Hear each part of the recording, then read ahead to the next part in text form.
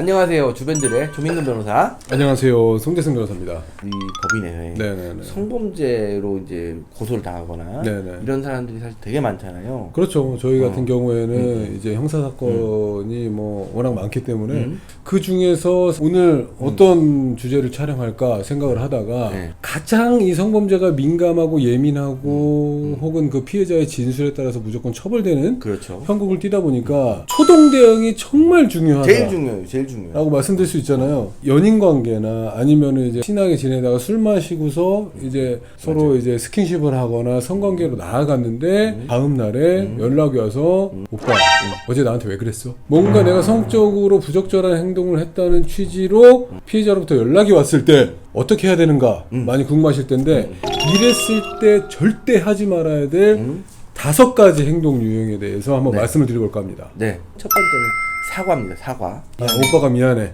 잘못했어. 같이 병원 갈까? 이거 작살 나는 거죠. 거의 일단 가능성의 절반을 잘라서 보낸 거야. 왜냐면은 이게 성범죄라는 게 아시다시피 이렇게 둘만 있었을 때 은밀한 상황에서 벌어지기 때문에 그렇기 때문에 또 피해자의 진술에 따라서 처벌을 하기도 하고요. 그렇죠. 그러다 보니까는 그 범행 전, 후의 상황들을 증거로 너무 많이 활용을 해요. 일단은 미안하다고 말하고 보자. 미안해. 하는 순간 성범죄로 형사처벌 받을 수 있는 급행열차를 타는 두 번째, 여성이 얘기하는 것을 그냥 가만히 듣고 있는 것을 넘어서 맞아 그랬지. 이런 긍정의 답변을 하면서 듣지 마세요. 제발. 왜 그러냐면은 생각보다 많은 여성들이 그런 얘기를 시작하기 전에 이미 변호사 등으로부터 조언을 받고 전화 통화를 해서 이런 대화를 해서 상대방으로부터 긍정적인 답변을 받으세요라고 맞아요. 조언을 받는 경우가 굉장히 많습니다. 맞아요. 여성이 예를 들면은 평소와답지 않게 뭔가 성적으로 네가 부적절한 행동을 했다라는 취지로 계속 이야기를 이끌어가면서 대답을 요구할 때 이럴 때는 절대적으로 긍정적인 답변을 해서는 안 돼요. 맞아요. 그렇죠? 세 번째는 장시간 통화하는 것입니다. 그렇죠. 그죠? 말씀 주신 것 중에 장시간뿐만 아니라 자주도 포함되어 있어요. 맞아요. 그러니까는 한번 통화했을 때 오랜 시간 통화한다거나 맞아요. 사진 통화를 한다거나 이런 통화를 했을 때 왜 이제 문제가 있냐면은 역시 증거만 많이 남겨주는 꼴이.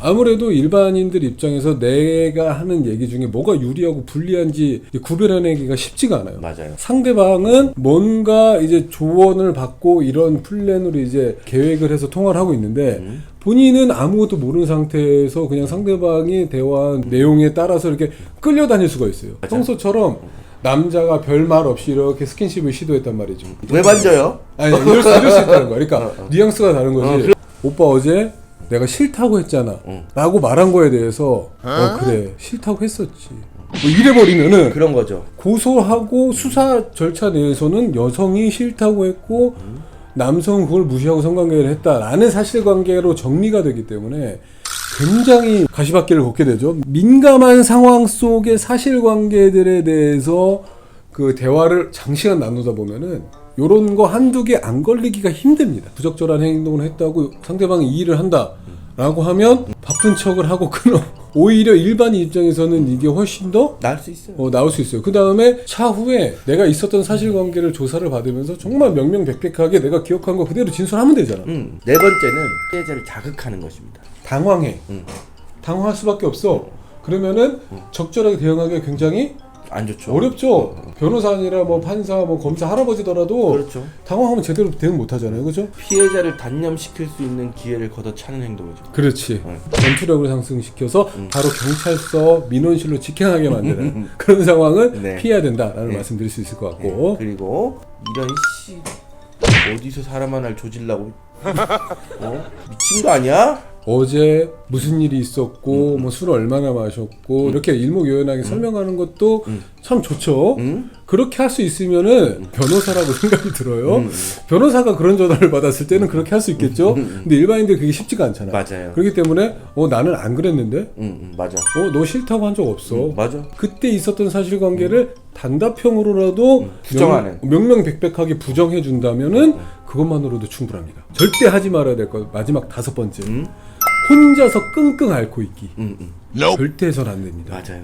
답이 안 나와요. 답이 안 나옵니다. 혼자서 끙끙 앓고 있다가는 장고 끝에 악수를 둔다고 하거든요. 맞아요. 상상의 나래를 혼자서 펼치게 되죠. 그렇지. 그죠? 가능하다면은 당연히 변호사랑 상담을 하고 진행하는 게 가장 좋겠지만은 처음부터 그렇게 하기 힘들다고 한다면은 지인, 직장 동료, 부모님과 가장 먼저 상의하셔가지고 조언을 받고 진행을 하는 게 가장 좋아요. 왜냐면 그 그렇죠. 조언 자체가 변호사가 하는 것만큼 아주 나이스하진 않더라도 여러 가지 가능성을 같이 한번 논의해보고 이렇게 했을 때 문제점들을 한번 생각해 볼 수 있는 시간을 가질 수 있으니까 그게 좋은 거예요. 최대한 현명한 사람한테 가셔야 되고 그 다음에 절대 가지 말아야 될 사람은 피해자하고도 친한 사람입니다. 그렇지. 그죠? 뭔가 그냥 그 관계를 호전시키기 위해서 맞아요. 그냥 좋은 게 좋은 거라고 생각하고 다퉜을 때 해결하는 방법을 알려줘요. 미안하다고 얘기하고 그냥 잘 들어주고 풀어라. 근데 이런 경우 많죠. 이게 성범죄에 해당하고 이게 실제로 고소가 진행되고 이러면은 그 말들이 다 증거로 수집돼서 쓰이기 때문에 절대로 그런 조언에 따라서 행동하면 안 되고 맞아요. 객관적인 조언을 해줄 수 있는 가장 현명한 사람을 찾아가서 조언을 구하는 게 필요합니다. 네. 그 절대 하지 말아야 할 행동 5가지 정리를 해서 말씀을 드리면 첫 번째, 무턱대고 미안하다고 사과하기. 두 번째, 계속해서 긍정적인 답변을 하기. 그 세 번째, 장시간 통화하거나 잦은 통화를 하면서 본인이 어떤 진술을 해야 되는지도 알지 못하면서 그냥 계속해서 이야기하기. 그리고 네 번째, 상대방을 몰아붙이고 자극하면서 이야기하기. 그리고 마지막 5번째는 혼자서 끙끙 앓으면서 대응하기. 이 5가지 중에 3가지 이상 하면 진짜 가시밭길이고 이 5가지를 아무것도 안 했다 라고 하면 그렇습니다. 변호사가 확실히 무죄로 만들어 갈 수 있는 네네. 가능성이 좀 높아지는 그렇죠. 거죠. 그죠? 오늘 촬영은 여기까지 할까요? 예, 구독과 좋아요 눌러주세요.